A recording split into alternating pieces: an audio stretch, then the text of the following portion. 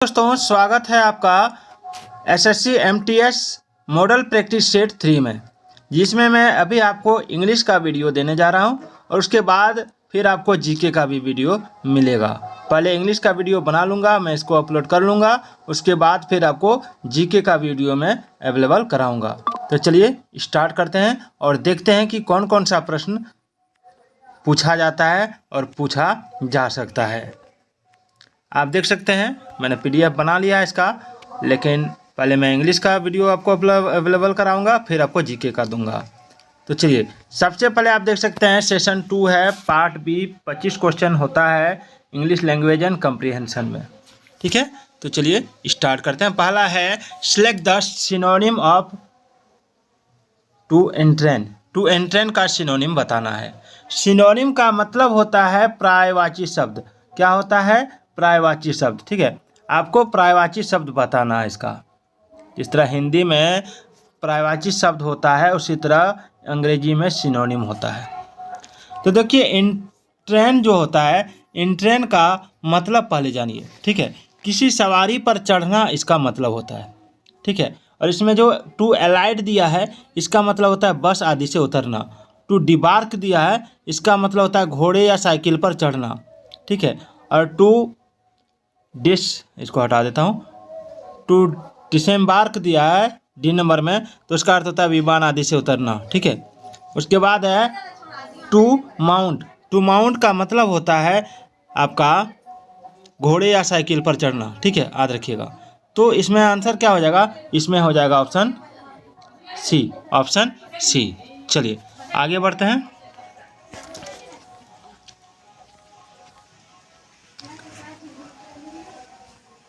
अगला है select the word with the correct spelling, यानी सही स्पेलिंग जो किया गया है उस वर्ड को आपको सिलेक्ट करना है जिसका स्पेलिंग सही है।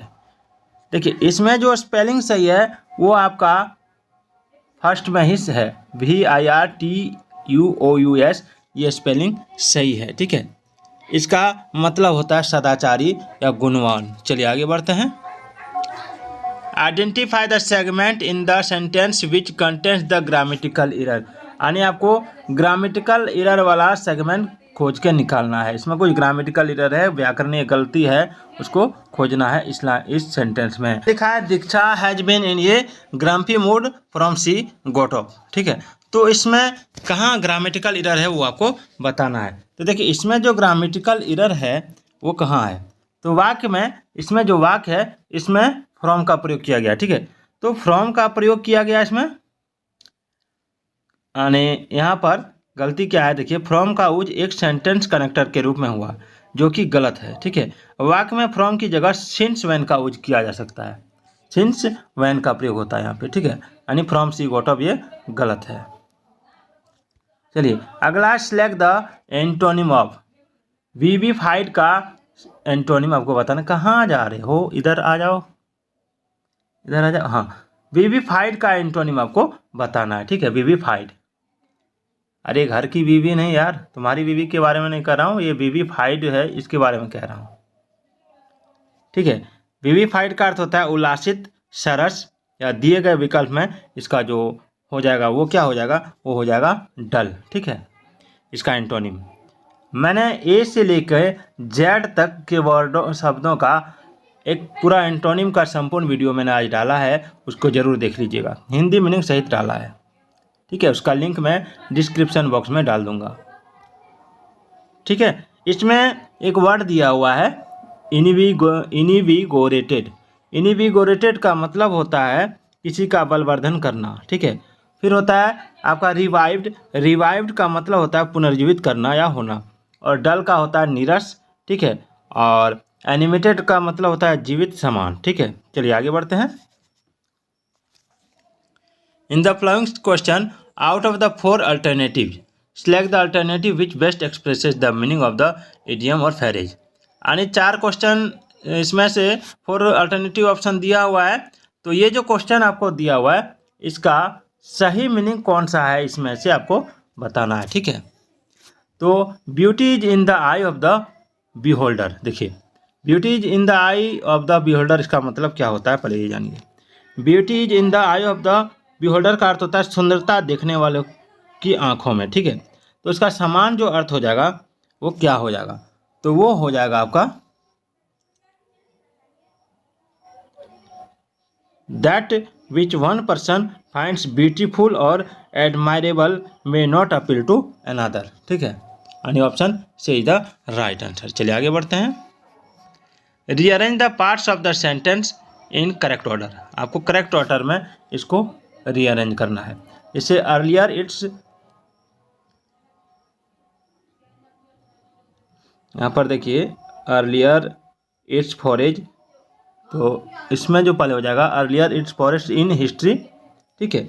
उसके बाद आपका होगा वेयर कंसंट्रेटेड ऑन एंशियंट, उसके बाद हो जाएगा एंड मेडिवल इंडिया, यानी इसका आंसर हो जाएगा RPQ, ठीक है, RPQ, यानी option A the right answer, ठीक है। चलिए आगे बढ़ते हैं।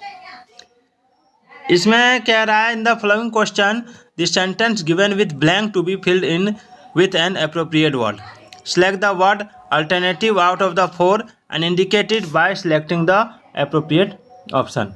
आपको एक खाली स्थान वाला सेंटेंस दिया हुआ है, इसमें से आपको ये ऑप्शन है, इसमें से आपको चुन के भरना है। चलिए इसको भरते हैं। इसमें लिखा है dash your crime and your sentence may be reduced, suggested the police. Dash your crime and your sentence may be reduced, suggested the police. तो यहाँ इसमें क्या हो जाएगा कन्फेस, ठीक है। कन्फेस मतलब क्या होता है, कन्फेस का मतलब होता है आपका दोष या अपराध स्वीकार कर लेना, ठीक है, दोष या अपराध स्वीकार कर लेना। चलिए आगे बढ़ते हैं। इसमें आपका नो इम्प्रूवमेंट वाला सवाल होता है, ठीक है ना। इसमें क्या करना है आपको कि select the most appropriate option to substitute the underline segment in the given sentence, यानी आपको जो सेंटेंस दिया हुआ है इसका अंडरलाइन सेगमेंट में सब्स्टिट्यूट करना है ऑप्शन से कोई नया वर्ड, ठीक है। अगर आपको लग रहा है कि इसमें गलती है, तो अगर गलती नहीं है या फिर आपको लग रहा है कि कुछ और भी इसमें लगा सकते हैं, तो ये 3 ऑप्शन में से लगाना है। अगर नहीं तो चौथा ऑप्शन नो इम्प्रूवमेंट में टिक मारना है, ठीक है। जैसे भावना विल, एक मिनट कहाँ जा रही है, रुक जाओ। Bhavna will visited the Eiffel tower during her trip, यानी भावना जो है, ठीक है, जब वो अपना ट्रिप में जाएगी तो आईफेल टावर को देखेगी, यही इसका कहने का मतलब है, ठीक है। तो इसमें जो हो जाएगा, इसमें विल प्लस भर वन का प्रयोग होता है, हमेशा याद रखिएगा। इसमें विल प्लस भर वन का प्रयोग होता है, हमेशा याद रखिएगा। यहाँ पे यही गलती है अंडरलाइन सेगमेंट में, यानी यहाँ पर हो जाएगा आपका will visit, option A is the right answer. 9 number सवाल है कि select the most appropriate word for the given group of words, यानी ग्रुप ऑफ वर्ड दिया हुआ है, ठीक है। इसमें आपको इसका मीनिंग चुन के बताना है। Government not connected with religious और स्पिरिचुअल मैटर्स, तो इसमें क्या हो जाएगा, देखिए इसमें जो हो जाएगा गवर्नमेंट जहाँ पर धर्मनिरपेक्ष राज्य होता है, ठीक है, वहाँ पर सेक्युलर होता है। क्या होता है, सेक्युलर, यानी वहाँ पर सरकार जो है किसी धर्म विशेष के पक्ष में नहीं होता है, उसको सेक्युलर कहते हैं। चलिए आगे बढ़ते हैं।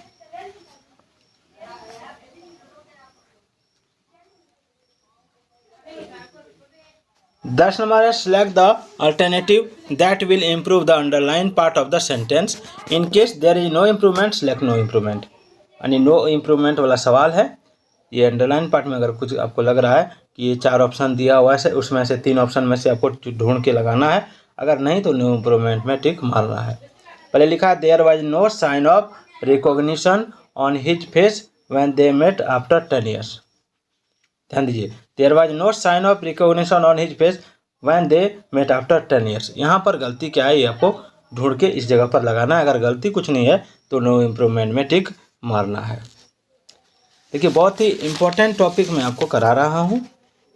इसमें जो हो जाएगा वो क्या, इसमें हो जाएगा आपका नो इम्प्रूवमेंट, क्योंकि there was no sign of recognition, ये पर सही है, नो साइन ऑफ रिकॉग्निशन ये सही है, ठीक है।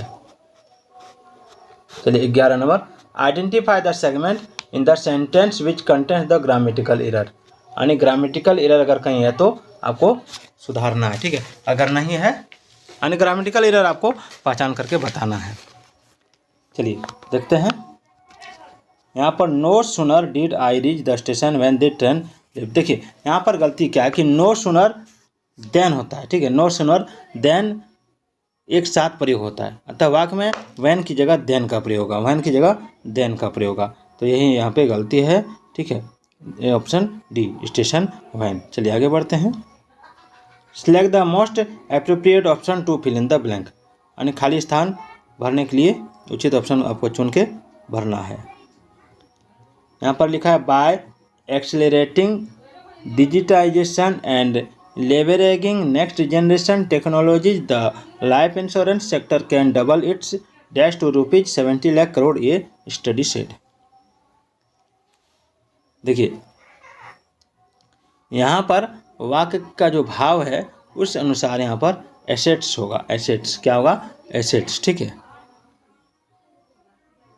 Select the word with the correct spelling, जिसका स्पेलिंग सही है उसको चुन के आपको बताना है, ठीक है। तो इसमें स्पेलिंग किसका सही है? ठीक है, इसमें जो स्पेलिंग सही है वो आपका है ऑप्शन बी, ठीक है, यानी सैबोट्योर। सैबोट्योर जिसका अर्थ होता है किसी चीज़ का विरोध करना, ठीक है। उसके बाद 14 नंबर सवाल में है in the flowing question out of 4 alternative. ये क्वेश्चन में 4 अल्टरनेटिव ऑप्शन दिया हुआ है, ठीक है। Select the alternative which best expresses the meaning of the idiom phrase, यानी जिसका मीनिंग बेस्ट बताया जाता है, ठीक है, इस 4 ऑप्शन में से। उसके बाद उसको आपको चुनना है। ये इडियम दिया हुआ है, जैसे necessities is the mother of invention. Necessities is the mother of invention, तो यहाँ पर necessities is the mother of invention का अर्थ होता है आवश्यकता आविष्कार की जननी है, ठीक है। तो इसमें जो समान अर्थ वाला विकल्प होगा वो क्या हो जाएगा कि देख लेते हैं। इसमें ए नहीं होगा, बी नहीं होगा, इसमें डी नंबर हो जाएगा। When the need for something becomes essential you are forced to find ways of getting it, यानी कोई चीज़ अगर आपको लग रहा है कि ज़रूरी है, आवश्यक है, तो इसको आप पाने के लिए नए नए तरीके का राह या मार्ग ढूंढना स्टार्ट कर देते हैं, तभी वहाँ आविष्कार होता है। अगला है select the most appropriate option to substitute the underline segment in the given sentence. If there is no need to substitute it select no improvement, यानी यहाँ पर अगर आपको लग रहा है कि इम्प्रूवमेंट का जरूरत है अंडरलाइन सेगमेंट में, तो इम्प्रूवमेंट करना है, नहीं तो नो इम्प्रूवमेंट में टिक मारना है।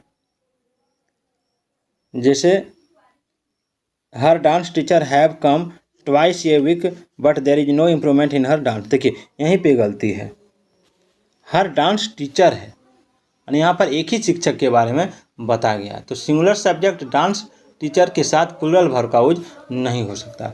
अतः यहाँ पर हैव के जगह पर क्या लग जाएगा? यहाँ पर हैव के जगह पर लग जाएगा has been coming. Has been coming, option C is the right answer. In the following question, the sentence given with blank to be filled in with appropriate word. Select the correct alternative out of 4 and indicate it by selecting the appropriate option. यानी आपको appropriate option चुनना है खाली स्थान को भरने के लिए। तो चलिए भरते हैं। लिखा है the payment of dues have been delayed. Inform the executive to the client. देखिए जो ड्यूज पेमेंट है उसमें लेट हो रहा है तो किसी को इन्फॉर्म करने के लिए कहा गया है, ठीक है। तो इसमें वाक्य का जो भाव है उस भाव के अनुसार इसमें हो जाएगा अनडुलाए। अनडुलाए यानी जिसका प्रयोग होता है अत्यधिक, ठीक है। अनडुलाए यानी अत्यधिक डिले हो रहा है। सिलेक्ट द सिनोनिम ऑफ, यानी आपको सिनोनिम बताना है डिसर्निंग का। डिसर्निंग का सिनोनिम क्या होता है? देखिए शब्द डिसर्निंग का अर्थ होता है विवेकशील यानी गुणवत्ताग्राही। डिसर्निंग का मतलब होता है विवेकशील यानी गुणवत्ताग्राही, ठीक है। तो इसका यहाँ पर आपको सिनोनिम बताना है, तो मैं आपको कुछ वर्ड है इसमें, इसका मीनिंग भी बताते जाऊँगा। इसमें एक वर्ड है नेव। नेव का मतलब होता है भोला भाला यानी नादान। दूसरा है इसमें एजिनाइन। एजिनाइन का अर्थ होता है मूर्खतापूर्ण या हास्यास्पद। और एक है इनेप्ट। इनेप्ट का अर्थ होता है अकुशल, दक्षताहीन। और एक है एस्ट्यूट एस्ट्यूट का अर्थ होता है चतुर व होशियार, ठीक है। तो इसमें डिसर्निंग जो है इसका हो जाएगा एस्ट्यूट, ठीक है। 18 नंबर सवाल है, select the most appropriate word for the given group of words. यानी आपको ये जो ग्रुप ऑफ वर्ड है इसके बदले में कोई एक वर्ड चुनना है ऑप्शन से, ठीक है। लिखा है ये क्रिटिकल जज of any art and craft. ये क्रिटिकल जज of any art and craft. देखिए इसमें जो है, इसमें क्या हो जाएगा ये आपको बताना है। तो ये क्रिटिकल जज of any art and craft, तो इसमें जहाँ तक हमको लग रहा है option A is the right answer. Option ये इसका राइट आंसर है, ठीक है। चलिए आगे बढ़ते हैं।